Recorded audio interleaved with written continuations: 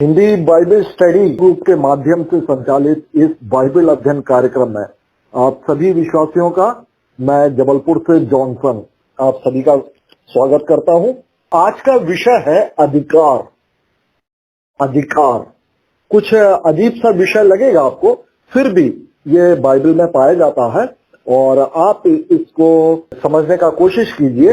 अधिकार का अर्थ होता है स्वामित्व, स्वामी होना या आपको किसी चीज का मालिकाना हक मिल जाता है तो उसमें आपका अधिकार हो जाता है।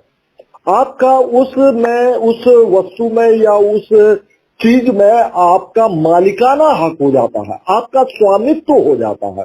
तो क्या होता है कि उसमें सिर्फ आपका अधिकार होता है और दूसरे का अधिकार नहीं होता। तो ये है अधिकार। और इसको आप सिंपल भाषा में इस तरह से समझ सकते हैं कि जैसे आपने एक मकान बनवाया या मकान खरीदा। मकान यदि आप बनवाते हैं तो उसमें मिस्त्री और लेबर वगैरह लगती है और उसके मालिक कौन कहलाता है? आप कहलाते हैं। लेकिन उसको बनाया है मिस्त्री ने और लेबर ने, तो बनाने वाला जो है वो उसको मालिक होना चाहिए, लेकिन आप मालिक हैं। आप मालिक इसलिए हैं क्योंकि आपने पूरे मटेरियल जो भी लगा हुआ है उस मकान बनाने में, उसमें आपने उसको खर्च किया हुआ है, आपने पैसा लगाया है। यहां तक कि मिस्त्री और लेबर ने उसको बनाने में पूरा काम किया है, लेकिन उसका पारिश्रमिक जो है, मेहनताना जो है, वो आप दे चुके होते हैं। तो आपको उस मकान में स्वामित्व का या मालिकाना हक प्राप्त हो जाता है और उस मकान पर आपका अधिकार होता है, जिसको कि कोई दूसरा व्यक्ति नहीं ले सकता। तो आप अधिकार को इस दृष्टि से बाइबल से मैं समझाने की कोशिश करता हूं। आप देखेंगे बाइबल ये बतलाती है कि स्वर्ग और पृथ्वी परमेश्वर की है, परमेश्वर की है स्वर्ग और पृथ्वी। ये क्यों? क्योंकि जैसा कि बाइबल का पहला ही वचन बतलाता है कि आदि में परमेश्वर ने स्वर्ग और पृथ्वी की रचना की। इसीलिए वो स्वर्ग और पृथ्वी का मालिक है। वो परमेश्वर मालिक है और पूरा अधिकार है उसको कि स्वर्ग या पृथ्वी का वो जो कुछ करना चाहता है वह कर सकता है परमेश्वर, क्योंकि उसने बनाया है इन वस्तुओं को या स्वर्ग और पृथ्वी को, उसको बनाया है। वो चाहे तो किसी को दे सकता है इन चीजों को, और उसका जो कुछ भी करना चाहे, यदि उसको नाश करना चाहे तो वो नष्ट भी कर सकता है। जैसे आप अपने मकान के मालिक होते हैं, आप उसको तोड़ फोड़ सकते हैं, या फिर आप अपने मित्र को, रिश्तेदार को या बेटे और बेटी को दे सकते हैं। आपका उस पर अधिकार होता है, आपका उसका मालिकाना हक होता है, आप उसको कुछ भी कर सकते हैं। तो इस प्रकार से बाइबल बतलाती है कि स्वर्ग और पृथ्वी जो है वह परमेश्वर की है। परमेश्वर इसका अधिकार जो है, मैंने बतलाया कि किसी को भी दे सकता है और परमेश्वर ने दिया भी है, बाइबल बतलाती है। और पृथ्वी का अधिकार जो है परमेश्वर ने शैतान को दे रखा है, पृथ्वी का अधिकार, इस भूमि का अधिकार। लेकिन आप ध्यान दीजिए, पृथ्वी के समस्त प्राणियों पर अधिकार परमेश्वर ने मनुष्य को दिया हुआ है। मैं एक बार फिर दोहराता हूं, इस पृथ्वी, इस भूमि का जो अधिकार है, भूमि को परमेश्वर ने, इस पृथ्वी को जो है बिल्कुल अच्छा बनाया था, लेकिन आदम हव्वा के पाप आने की वजह से यह भूमि जो है शापित हो गई थी, शापित हो गई। और यह भूमि जो है, इसको एक बार पृथ्वी को पूरा धोया गया। जैसे कि हमारे आपके जो पाप जो है वो यीशु मसीह के लहू से धोए जाते हैं, क्योंकि हम आप जो है पाप के कारण शाप के अधीन होते हैं, इसीलिए हमारा धोया जाना आवश्यक है। और यीशु मसीह के लहू के द्वारा हम आप जो है धो दिए जाते हैं। इसी प्रकार से जब इस पृथ्वी पर पाप आया तो परमेश्वर ने उसको जल से धो दिया। एक बार पूरी पृथ्वी जो है वह नूह के समय काल में जल प्रलय से धो दी गई थी, और उसके बाद भी जो है मनुष्य के द्वारा ही ये जो पृथ्वी है वो निरंतर वो शापित होती गई। और हम आप जानते हैं एक समय आएगा, जैसे कि पतरस ने बताया, कि अब ये पृथ्वी जो है आग में जलाए जाने के लिए अब भी बनी हुई है। अर्थात ये पृथ्वी जो है वह आग में जला दी जाएगी अंतिम रूप से। यह परमेश्वर का निर्णय है, यह परमेश्वर का निर्णय है कि उसको पृथ्वी को अच्छा बनाना और उसको आग में नष्ट कर देना, ये परमेश्वर का निर्णय है।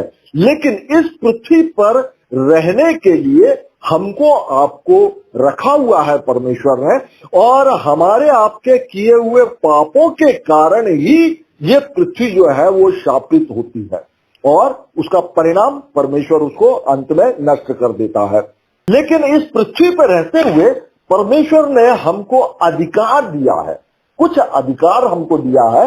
जैसे कि उत्पत्ति 1:26 में बतलाया कि फिर परमेश्वर ने हम मनुष्यों को अपने स्वरूप के अनुसार और अपनी समानता में बनाया, और वे मनुष्य पृथ्वी की मछलियों और आकाश के पक्षियों और घरेलू पशुओं और सारी पृथ्वी पर और सब रेंगने वाले जंतुओं पर जो पृथ्वी पर रेंगते हैं अधिकार रखें। तो इन पर मनुष्य को अधिकार दिया गया है, और इस पृथ्वी और पृथ्वी का सारा वैभव जो है वो परमेश्वर ने उसका अधिकार शैतान को दिया हुआ है। जैसा कि यीशु मसीह के जब 40 दिन तक उन्होंने उपवास किया और वे शैतान के द्वारा परखे गए, अर्थात शैतान ने उनकी परीक्षा ली, तब जो है तीसरी परीक्षा में शैतान बोलता है कि यदि तुम मुझे झुककर प्रणाम करता है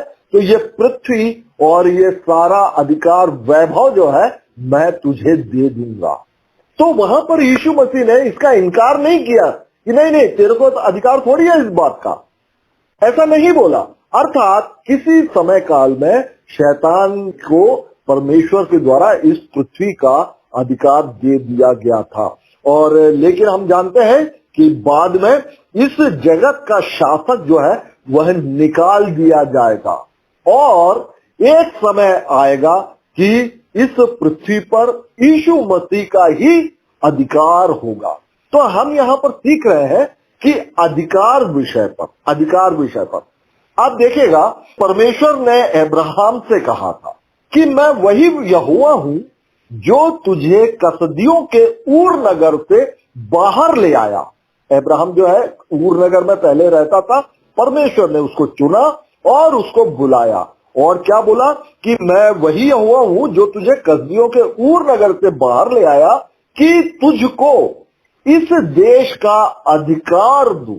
ये जो है अब्राहम वहां से कनान देश में, ऊर देश से निकल के वो कनान देश में ही वह रहने लगा था। और बाद का समय में हम जानते हैं कि अब्राहम के वंशज, अर्थात अब्राहम से इसाक उत्पन्न हुए, इसाक से याकूब उत्पन्न हुए, और याकूब के 12 पुत्र इजराइली कहलाए। उनको जो है अब्राहम से कही हुई इसी बात पर या इसी प्रतिज्ञा के अनुसार इजराइलियों को कनान देश दिया गया, कनान देश पर अधिकार दिया गया। जैसे कि अब्राहम को बोला था कि तुझको इस देश का अधिकार दूं। तो यहाँ पर मैं बाइबल के वचन को आज अधिकतम लूंगा और इन वचनों के आधार पर इस अधिकार को आप समझिए, और मैं आपको अंत में बतला कर दूंगा कि हमारे और आपके क्या अधिकार है जो कि परमेश्वर ने हमको और आपको दिए हुए हैं। यदि परमेश्वर ने हमको अधिकार दिया है, इसका मतलब होता है कि हमको जो है उसका मालिकाना हक है। इस बात को आप ध्यान रखिएगा पूरे अध्ययन के दौरान। हमको उसका मालिकाना हक है, और हम चाहे उसका जैसा चाहे उस अधिकार का जो कि परमेश्वर ने हमको दिया है हम उसका उपयोग करें। परमेश्वर ने तो हक उसको दे दिया था इजराइलियों को, वो चाहे उसको कनान को जीत ले या फिर उसको छोड़ दें, यह उनका अपना निर्णय होता है। लेकिन परमेश्वर ने उस कनान की भूमि पर इस्राएलियों को अब्राहम से की गई जो वाचा है या प्रतिज्ञा है, उसके अनुसार उस पर अधिकार दिया गया था। व्यवस्था विवरण उसका पहला अध्याय और 21वें वचन में कि देखो उस देश को तुम्हारा परमेश्वर यहोवा तुम्हारे सामने किए देता है, इसीलिए अपने पितरों के परमेश्वर यहोवा के वचन के अनुसार उस पर चढ़ो और उसे अपने अधिकार में ले लो, ना तो तुम डरो और ना तुम्हारा मन कच्चा हो। तो ये बात जो है हम वचन में पाते हैं और भजन संहिता में भी मिलता है कि जो उससे आशीष पाते हैं वे पृथ्वी के अधिकारी होंगे।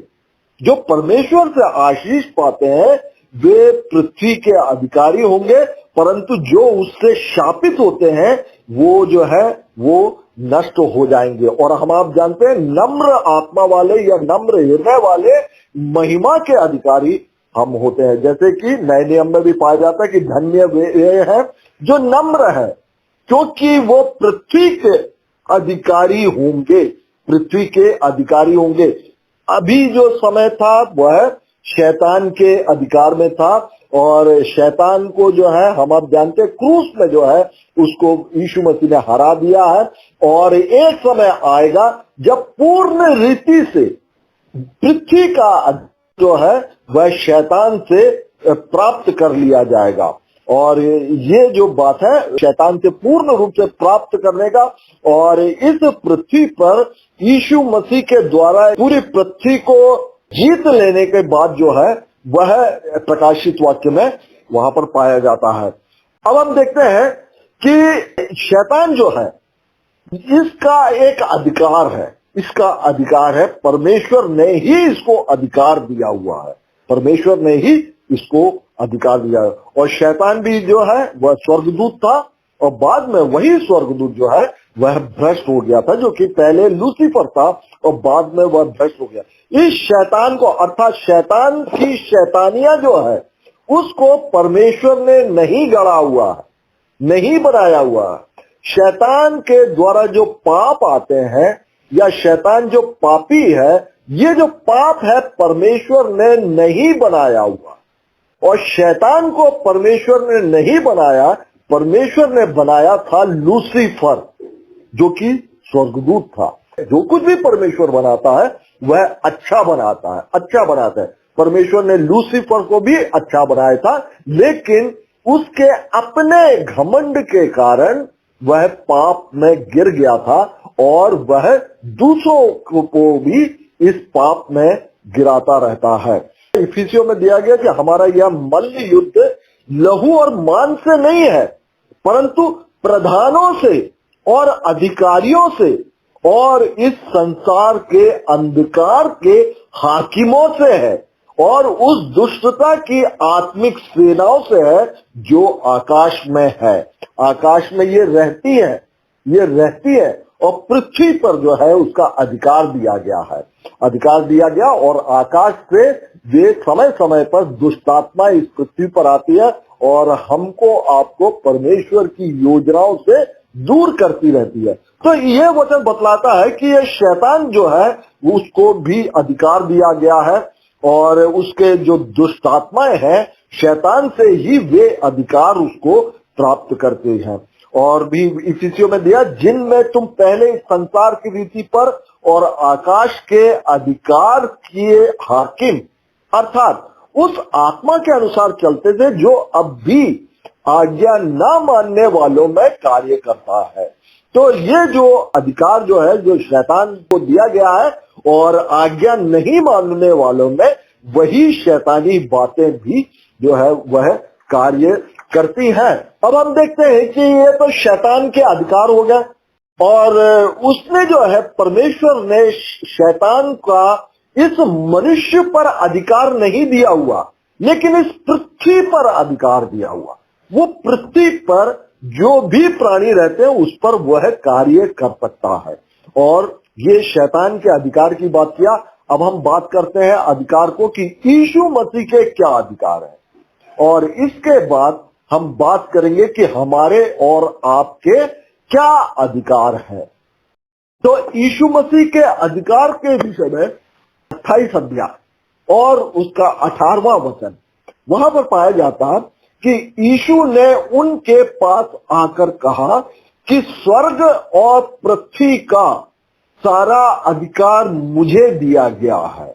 अभी हमने देखा था कि पृथ्वी का अधिकार तो शैतान के दिया गया है, बिल्कुल सही है, और यह वचन भी सही बतला रहा है कि यीशु ने उनके पास आकर कहा कि स्वर्ग और पृथ्वी का सारा अधिकार मुझे दिया गया। स्वर्ग का अधिकार तो है, वह मैंने जैसे बतलाया कि एक समय शैतान, जैसा प्रकाशित वाक्य में बतलाया कि ये पूरा अधिकार जो है यीशु मसीह के हाथ में आ जाएगा। तो तब के लिए लिखा है कि ये पहले से ही दे दिया गया है, यह पहले से ही दे दिया गया है मसीह को, और स्वर्ग और पृथ्वी का सारा अधिकार। इसलिए लिखा हुआ है स्वर्ग और पृथ्वी का सारा अधिकार मुझे दिया गया है, इसीलिए तुम जाकर, हमारे आपके लिए कहा, सब जातियों के लोगों को चेला बनाओ और उन्हें पिता और पुत्र और पवित्र आत्मा के नाम से बपतिस्मा दो और उन्हें सब बातें जो मैंने तुम्हें आज्ञा दी है मानना सिखाओ। और देखो, मैं जगत के अंत तक सदैव तुम्हारे संग रहूंगा।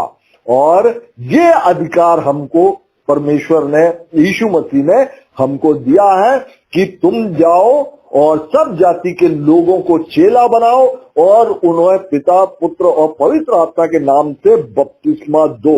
ये हमको आज्ञा दी गई है, और उन्हें सब बातें जो मैंने तुम्हें आज्ञा दी है मानना सिखाओ। ये हमको आज्ञा दी है। अब बाद में हम इस बात को देखेंगे कि ये हमारे अधिकार क्षेत्र में किस प्रकार से आ जाता है। और मत्ती 9वां अध्याय और 6वें वचन में भी पाया जाता, इसलिए कि तुम जान लो कि मनुष्य के पुत्र को पृथ्वी पर पाप क्षमा करने का अधिकार है। अधिकार है। हम अभी जो बात कर रहे हैं वह यीशु मसीह के क्या अधिकार है उसकी बात कर रहे हैं। पहली बात हमने देखा, यीशु मसीह ने बोला स्वर्ग और पृथ्वी का सारा अधिकार मुझे दिया गया। दूसरी बात हम देख रहे हैं, यहां पे बतलाया गया इसलिए कि तुम जान लो कि मनुष्य के पुत्र को पृथ्वी पर पाप क्षमा करने का अधिकार है।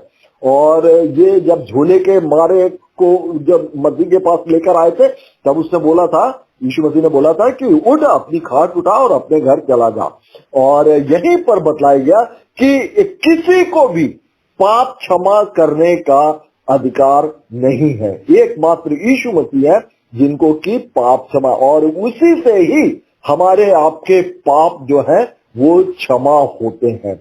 और यूहन्ना रचित सुसमाचार उसके 5वें अध्याय और 26वें वचन में भी बतलाया गया कि जिस रीति से पिता अपने आप में जीवन रखता है, उसी रीति से उसने पुत्र को भी यह अधिकार दिया है कि अपने आप में जीवन रखे।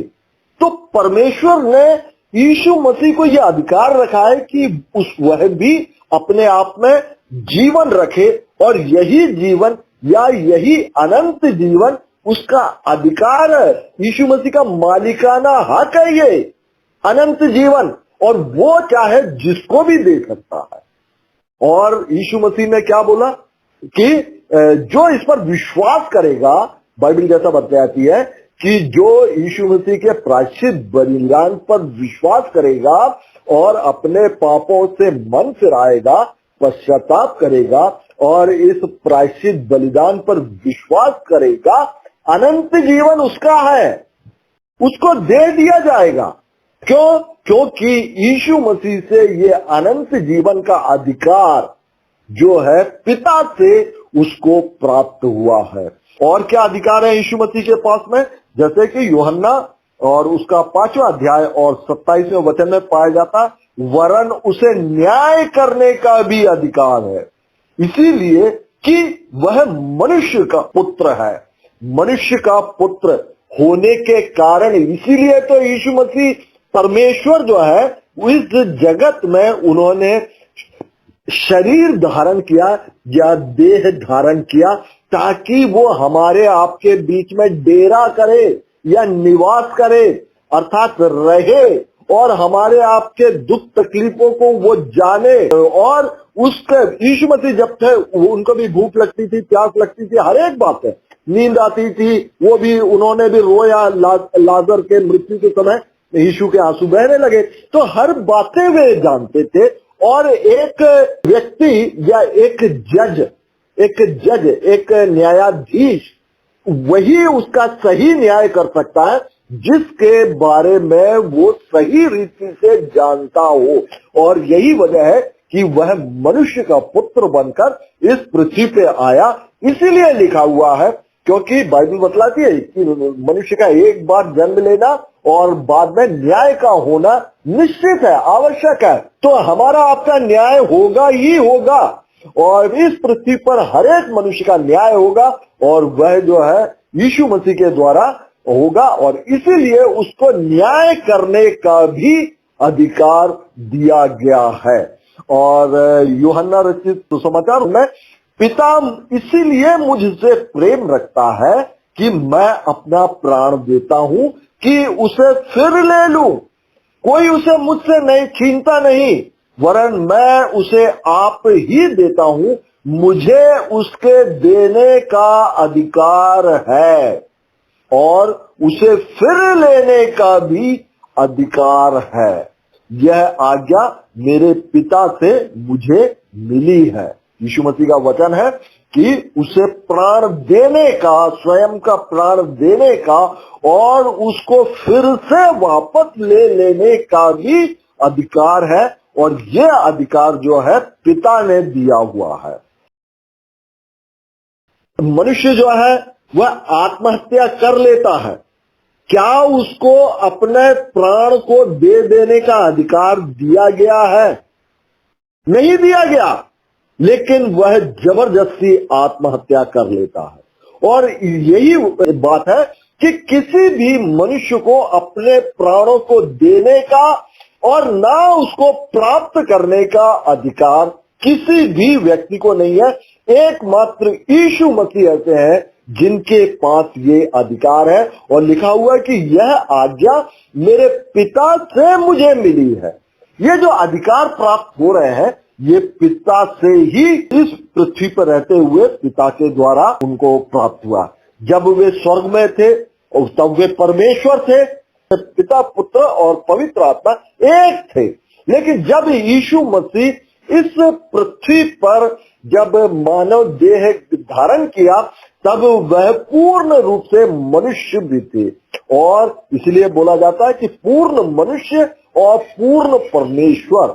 जब इस पृथ्वी पे गए रहने के पहले परमेश्वर के साथ में थे, परमेश्वर थे, इस पृथ्वी पर वे मनुष्य बने, आज वो पिता के दाहिनी ओर बैठे हैं, अर्थात पूर्ण परमेश्वर है। हम बात कर रहे हैं कि यीशु मसीह के अधिकार के विषय में। और जैसा कि प्रकाशित वाक्य में भी पाया जाता है कि और वह लोहे का राजदंड लिए हुए उन पर राज्य करेगा, जिस प्रकार कुम्हार के मिट्टी के बर्तन चकनाचूर हो जाते हैं, जैसे कि मैंने भी ऐसा ही अधिकार अपने पिता से पाया हुआ है। तो बहुत से अधिकार बाइबल बताते हैं कि जो कि यीशु मसीह के पास में है और किसी के पास में भी नहीं है। और यूहन्ना रचित सुसमाचार उसका 17 अध्याय और 2 और 3 वचन में, जहां पर यीशु मसीह प्रार्थना कर रहे होते हैं, वहां पे लिखा हुआ है, तूने उसको सब प्राणियों पर अधिकार दिया कि जिन्हें तूने उसको दिया है उन सब को वह अनंत जीवन दे। और अनंत जीवन क्या है? अनंत जीवन यह है कि वे तुझ अद्वैत सच्चे परमेश्वर को और यीशु मसीह को जिसे तूने भेजा है जाने। यीशु मसीह के अधिकार आप देखेंगे, और ये जो अधिकार जो है मैंने बतलाया आपको, इसमें स्वामित्व का भाव होता है, मालिकाना हक होता है ये आपका अधिकार। तो यीशु मसीह इन सब बातों के मालिक है और उनको वो पूरा हक है कि वो अनंत जीवन किसी को भी दे सकते हैं। वो किसी भी पापी को मन फिराने पर उसको वो दे सकते हैं। वो जो है उनको न्याय करने का भी अधिकार है। इसीलिए कोई पापी व्यक्ति को बिना मन फिराए यदि वो देते हैं तो गलत हो जाता है। अनंत जीवन उसको नहीं दे सकते किसी पापी को। यदि वो मन नहीं फिराता है तो उसको अनंत जीवन नहीं दे सकते, जबकि यीशु मसीह को अनंत जीवन किसी को भी देने का अधिकार है। लेकिन यीशु मसीह ने जैसे बतलाया ना अभी, न्याय का भी अधिकार है। और तो न्याय की कुर्सी पे बैठे हुए व्यक्ति जो है वह न्याय ही करता है। जैसे कि हम आप जानते हैं कि जो कानून जो रहता है उसके आंख में पट्टी बंदी रहती है, वो देखता नहीं है, वो नियमों के आधार पर निर्णय करता है। तो नियम यह बतलाता है कि यदि कोई मनुष्य मन फिराता है और मसीह के प्रायश्चित बलिदान पर विश्वास करता है तो अनंत जीवन उसका है और वह अनंत जीवन में प्रवेश कर जाता है। हम किसी भी बात का अधिकार के रूप में हम परमेश्वर से नहीं कह सकते कि मैंने ये किया है इसीलिए मुझे ये चाहिए ही। हमारे पास कोई अधिकार नहीं है। विश्वास के द्वारा तुम्हारा उद्धार हुआ है परमेश्वर के अनुग्रह से। अब विश्वास के द्वारा अनुग्रह ही से तुम्हारा उद्धार हुआ है। यह तुम्हारी ओर से नहीं, यह परमेश्वर का दान है और ना ही तुम्हारे कामों के कारण। हम आप मिट्टी से बने हैं ना, हमारा तो स्वामी है वो। और जैसा कि रोमियो में भी बतलाया है, क्या कुम्हार को मिट्टी पर अधिकार नहीं कि एक ही लौंदे से एक बर्तन आदर के लिए और दूसरे को अनादर के लिए बनाए। तो यह परमेश्वर की इच्छा है कि मिट्टी को अर्थात हमको आपको वो एक तो अनादर के लिए बना दे और दूसरा जो है आदर के लिए वो बना सकता है। लेकिन इस मिट्टी को कोई अधिकार नहीं है कुम्हार से ये पूछने के लिए कि तूने मुझे ऐसा क्यों बनाया। तो हम आप जो है मिट्टी है और लेकिन परमेश्वर की दया हम पर हुई है और हम जो है अनंत जीवन में प्रवेश कर चुके हैं।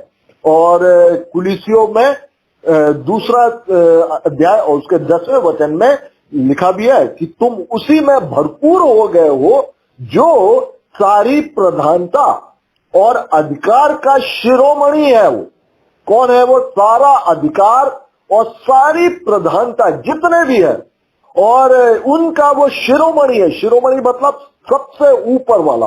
और कुलिसियों 1:16 में जैसे भी बतलाया कि यीशु मसीह जो है उसी में सारी वस्तुओं की सृष्टि हुई, स्वर्ग की हो अथवा पृथ्वी की, देखी या अनदेखी, क्या सिंहासन, क्या प्रभुताएं, क्या प्रधानताएं, क्या अधिकार, सारी वस्तुएं उसी के द्वारा और उसी के लिए सृजी गई है।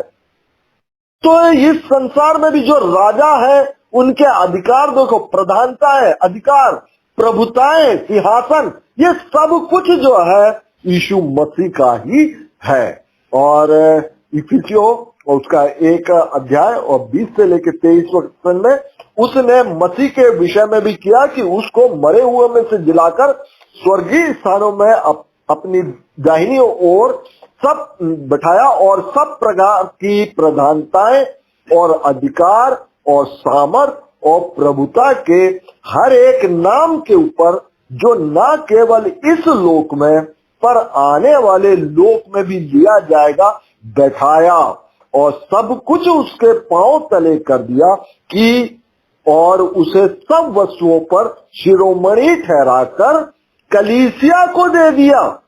मसीह को जो जिसके पास सारा अधिकार, सारी प्रभुताएं, सारी प्रधानताएं, सब कुछ जो है जिसका अधिकारी है उसको कलीसिया को अर्थात हमको आपको दिया हुआ है। और इस प्रकार से अब हम बात करेंगे आगे कि ये जो प्रभुताएं, ये सब कुछ अधिकार जो है मसीह से हमको कैसे प्राप्त होता है। अभी तक हमने क्या देखा कि मसीह को पिता से सारे अधिकार कैसे प्राप्त हुए और कौन कौन से अधिकार प्राप्त होते। और अभी हमने देखा कि उसे सब वस्तुओं पर शिरोमणि ठहराकर कलीसिया को दे दिया है। तो कलीसिया हम आप है। अब कलीसिया या हम आप जो है मसीह से कौन कौन से अधिकार हम प्राप्त करते हैं। और एक समय आएगा ये सारा अधिकार सब कुछ जो है यीशु मसीह अपने पिता के हाथ में सौंप देंगे। और आगे हम देखते हैं कि इस संसार में हमारा क्या अधिकार है। इस संसार में हमारे जो अधिकार जो है वो क्या अधिकार है। आप इस बात को देखिएगा जैसे कि यूहन्ना रचित सुसमाचार और उसका 19 अध्याय और उसके 10 और 11वें वचन में कि जब यीशु मसीह पिलातुस के सामने थे, पिलातुस ने उससे कहा, मुझसे क्यों नहीं बोलता? क्या तू नहीं जानता कि तुझे छोड़ देने का अधिकार मुझे है? यीशु मसीह को छोड़ने का अधिकार और तुझे क्रूस पर चढ़ाने का भी अधिकार मुझे है। पिलातुस उससे बोलता है। यह अधिकार पिलातुस को किसने दिया? ये सम्राट, वो राज्यपाल था, वो सम्राट के द्वारा वो अधिकार प्राप्त होता है। जैसे कि प्रधानमंत्री के द्वारा हर एक राज्य में अधिकार दिए जाते हैं। मुख्यमंत्री होता है, उनको वो अधिकार देता। मुख्यमंत्री जो है आपके जिले के कलेक्टर को वो अधिकार देता है और इस प्रकार से कलेक्टर के पास वो अधिकार आ जाते हैं। तो पिलातुस क्या बोल रहे हैं यीशु मसीह से कि क्या तू नहीं जानता कि तुझे छोड़ देने का अधिकार और तुझे क्रूस पर चढ़ाने का भी मुझे अधिकार है? तब यीशु मसीह ने क्या बोला? यीशु मसीह ने उत्तर दिया कि यदि तुझे ऊपर से ना दिया जाता तो तेरा मुझ पर कुछ अधिकार ना होता। इसीलिए जिसने तुझे तेरे हाथ पकड़वाया है मुझे, उसका पाप अधिक है। तो यहां पर यीशु मसीह बोल रहे हैं कि देखो, तुझे तो जो है सम्राट ने तुमको अधिकार दिया है छोड़ देने का या मुझे दंड देने का, और सम्राट को किसने अधिकार दिया है? यीशु मसीह का ये कहना, उसको जो है पिता परमेश्वर ने उसका अधिकार दिया हुआ सम्राट को, और सम्राट से जो है तुझ तक ये अधिकार पहुंचा और तेरा ये अधिकार बिल्कुल सही बनता है तेरा कि तू चाहे तो मुझे छोड़ सकता है या फिर तू मुझे क्रूस पर चढ़ा सकता है। और इस बात को देखेंगे आप कि हर एक व्यक्ति प्रधान अधिकारियों के अधीन रहे। पहली बात, हर एक व्यक्ति जो आज हमारा अधिकारी है, बाइबल उसके अधीन रहने की बात करता है। और लिखा हुआ है क्योंकि कोई अधिकार ऐसा नहीं है जो परमेश्वर की ओर से ना हो, और जो अधिकार है वे परमेश्वर के ठहराए हुए हैं। इससे जो कोई अधिकार का विरोध करता है वह परमेश्वर की विधि का सामना करता है और सामने करने वाले दंड पाएंगे। रोमियो 13 अध्याय 1 और 2 वचन। इसीलिए बोला गया जो केसर का है वो केसर को दो और जो परमेश्वर का है वो परमेश्वर को दो। आज हम आप जो है ट्रैफिक में जाते हैं, रास्ते में यदि ट्रैफिक लाइट लाल रहती तो हमको रुकना जरूरी है, हमको उसको पालन करना बहुत जरूरी है, क्योंकि वो इस संसार के नियम है और इस संसार के अधिकारियों ने वो नियम बनाए हैं कि ट्रैफिक लाइट यदि रेड कलर का हो, लाल रंग का हो तो रुक जाओ, और यदि हरे रंग का है तो उस आप चल सकते हो इस संसार। और ये अधिकार जो दिए गए हैं, ये अधिकार भी बाइबल बतलाती है कि हर एक संसार का हर एक अधिकार जो है वो परमेश्वर के द्वारा ही दिया गया। आप देखेंगे परमेश्वर ने अपनी चुनी हुई प्रजा इजराइलियों को उन्होंने नबूकदनेस्सर राजा के अधीन गुलामी में कर दिया। यह परमेश्वर की इच्छा से हुआ है। बाइबल बतलाती है कि परमेश्वर ने ही नबूकदनेस्सर के गुलामी में उसको करवा दिया था। फैरो के मन को उसने एक बार कड़ा कर दिया कि इजराइलियों को ना जाने दे, और उस पर जब प्लेग वगैरह विपत्तियां जब डाली गई तब जो है फिरौन ने उसको उस परमेश्वर की चुनी हुई प्रजा को जाने दिया। तो परमेश्वर जो है राजाओं तक के मन को कंट्रोल करता है, वो बदलता है। हर एक अधिकारी और हर एक अधिकार जो है वह परमेश्वर का ही है। लेकिन इस संसार में यदि कोई उस अधिकार का विरोध करता है तो वह लिखा हुआ है कि परमेश्वर का सामना करता है, विधि का सामना करता है, अर्थात परमेश्वर के विरोध में, अधिकार के विरोध में वह कार्य करने वाला होता है, इसलिए लिखा हुआ है, और सामना करने वाले दंड पाएंगे। और अब हम देखते हैं कि जो संसार में जो जो अधिकार जो दिए गए हैं, पहला कुरिन्थियों 9वां अध्याय और उसका 18वां वचन, मेरी कौन सी मजदूरी है यह कि पौलुस बोल रहे हैं कि सुसमाचार सुनाने में मैं मसीह का सुसमाचार सैंत में दूं, यहां तक कि सुसमाचार में जो मेरा अधिकार है उसको मैं पूरी रीति से काम में लाऊं। तो पौलुस यहां पे बोल रहे हैं कि सुसमाचार पर उसका अधिकार है, उसका स्वामित्व है, उसका मालिकाना हक है। ये हक किसने दिया? ये अधिकार हम अभी हमने देखा, पिता परमेश्वर ने दिया मसीह को, मसीह ने जो है पौलुस को दिया, और पौलुस ने जो अधिकार दिया है हमको, आपको, या मसीह ने भी जो हमको अधिकार दिया है अपने चेलों को, सुसमाचार सुनाना हमारा मालिकाना हक है, हम उसके स्वामी हैं। शुरू में उदाहरण में बतलाया कि मकान आपने बनवाया या खरीदा, उसके आप मालिकाना हक हो जाता है, आपका उस पर अधिकार हो जाता है। उस मकान की देखरेख करना किसकी जिम्मेदारी है? मालिक की। और मालिक यदि उसकी देखरेख नहीं करेगा तो एक समय आएगा, या तो लोग बाग आके उसको तोड़ फोड़ ले जाएंगे, सामान सब उठा ले जाएंगे, या फिर आप उसका देखभाल नहीं करेंगे तो एक समय आएगा वो जीर्ण शीर्ण हो जाएगा, एक बहुत सालों के बाद वो गिर जाएगा, क्योंकि मालिक ने उसकी देखभाल नहीं की। तो मालिक का ये हक बनता है, जैसे कि पौलुस यहां बोल रहे हैं कि सुसमाचार में जो मेरा अधिकार है, ये मालिकाना हक आप जब तक महसूस नहीं करेंगे तब तक जो है सुसमाचार सुनाने में आपको निडरता नहीं आएगी, आप डरते रहेंगे। और आप जानिए ये अधिकार है आपका, और ये अधिकार आपको मसीह से प्राप्त हुआ है। और पहला कुरिन्थियों और 11 अध्याय और 3 और 10वां वचन, 3 और 10वां वचन मैं पढ़ूंगा, जिससे आप इस अधिकार को आप और भी अच्छी रीति से अपने परिवार में इसको समझ सकते हैं। पहला कुरिन्थियों उसका 11 अध्याय 3 और 10वां वचन, हर एक पुरुष का सिर मसीह है। ध्यान दीजिए, हर एक पुरुष का सिर मसीह है और स्त्री का सिर पुरुष है, और मसीह का सिर परमेश्वर है। स्त्री को उचित है कि अधिकार अपने सिर पर रखे, अधिकार अपने सिर पर रखे। देखिए, स्त्री का सिर पुरुष, पुरुष का सिर मसीह और मसीह का सिर परमेश्वर। और लिखा हुआ है कि इस अधिकार को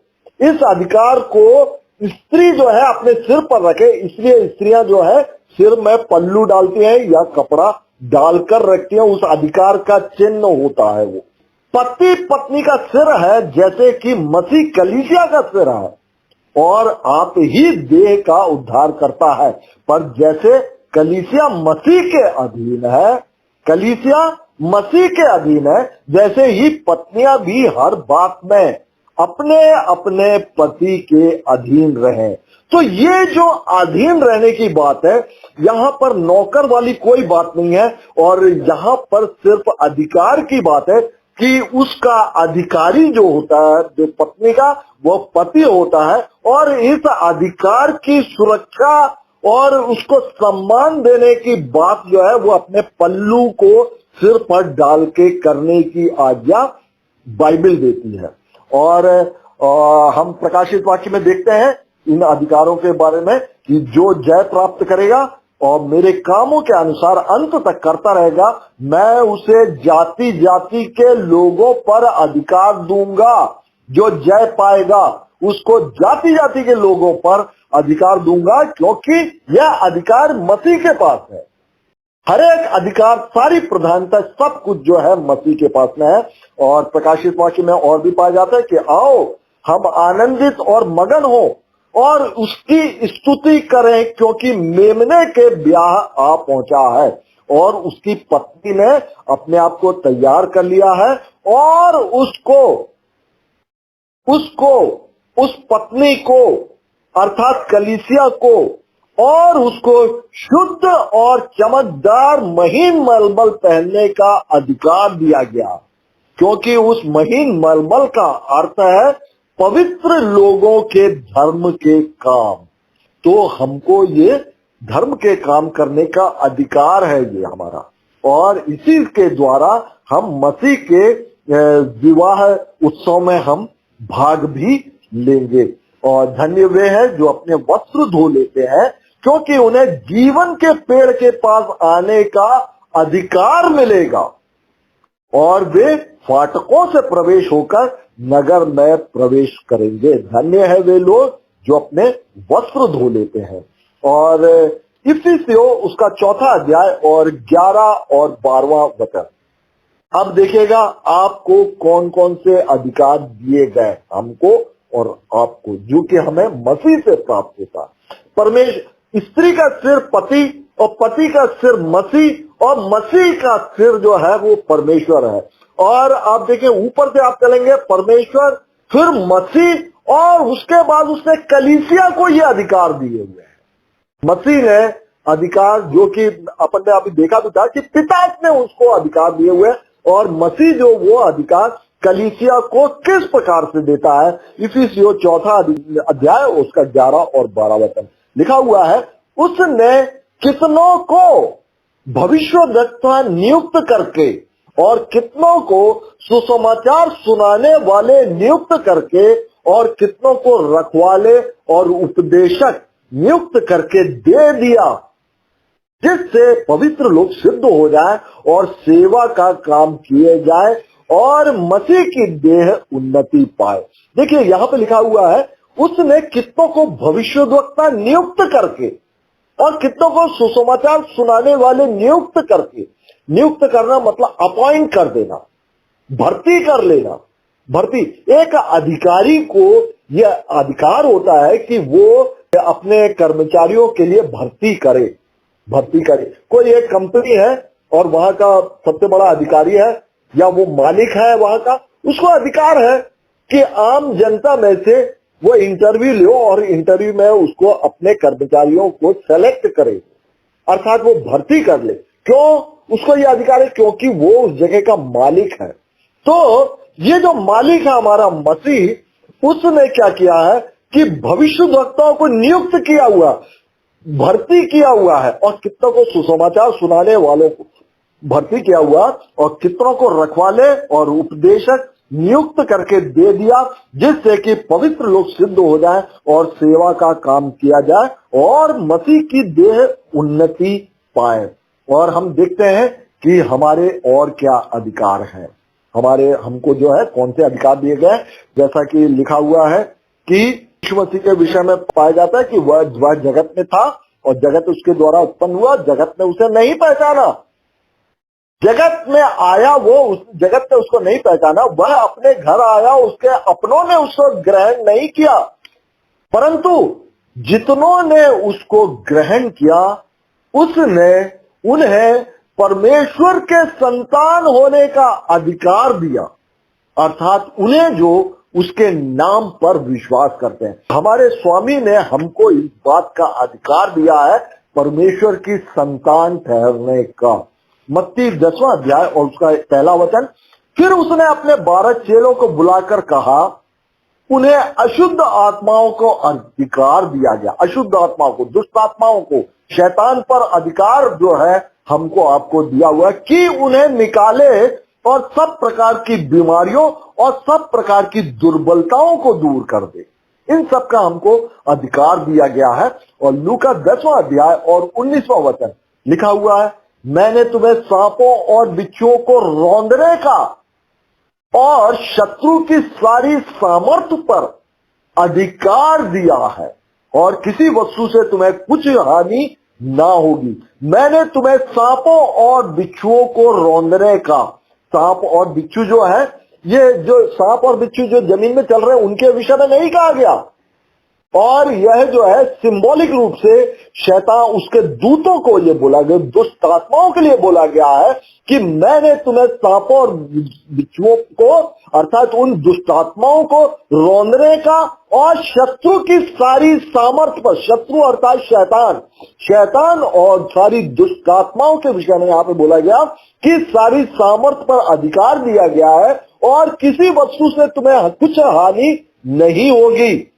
और क्या अधिकार दिया? मरकुस रचित सुसमाचार उसका 16 अध्याय और 17 और 18 वचन में कि विश्वास करने वालों में ये चिन्ह होंगे कि मेरे नाम से दुष्ट आत्माओं को निकालेंगे, नई नई भाषा बोलेंगे, सांपों को उठा लेंगे और यदि वे नाशवान वस्तु पी भी जाए तो भी उनकी कुछ हानि नहीं होगी। वे बीमारों पर हाथ रखेंगे और वे चंगे हो जाएंगे।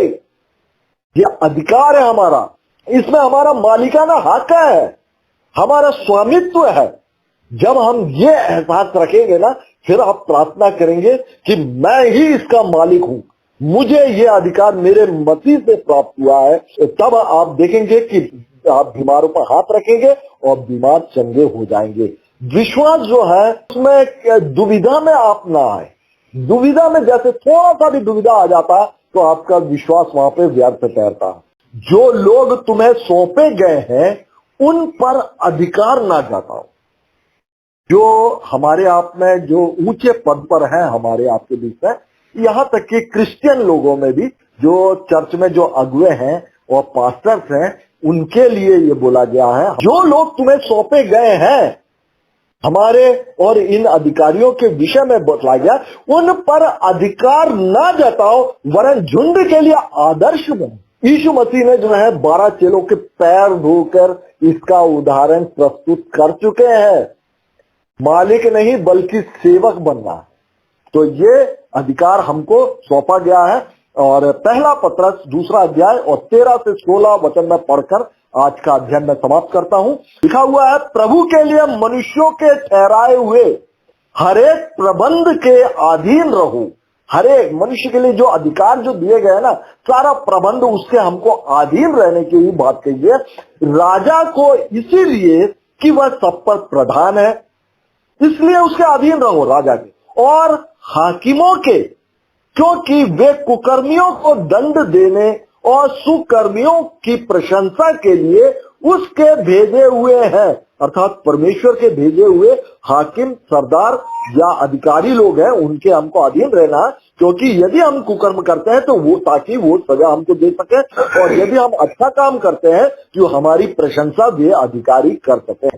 आगे लिखा हुआ, क्योंकि परमेश्वर की इच्छा यह है कि तुम भले काम करने से निर्बुद्धि लोगों की अज्ञानता की बातों को बंद कर दो और अपने आप को स्वतंत्र जानो, पर अपनी इस स्वतंत्रता को बुराई के लिए आड़ ना बनाओ, परंतु अपने आप को परमेश्वर का दास समझकर चलो। आज का अध्ययन मैं इस प्रकार से समाप्त करता हूं।